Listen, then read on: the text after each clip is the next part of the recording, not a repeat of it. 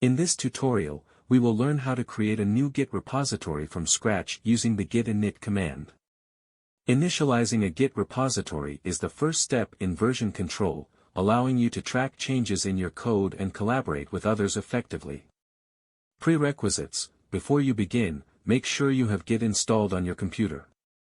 If you haven't installed Git yet, please refer to our tutorial on Git installation for your specific operating system. Step 1 is to open your terminal.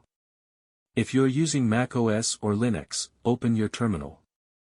On Windows, you can use Git Bash or the Windows command prompt.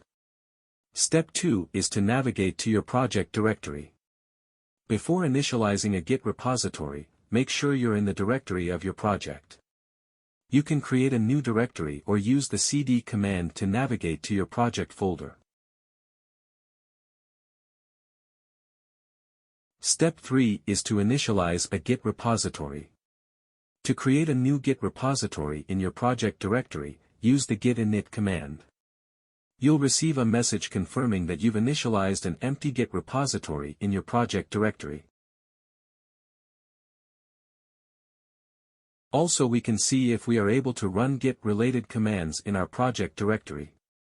With your Git repository set up, you can start making commits, branching, and exploring more advanced Git features to enhance your software development workflow.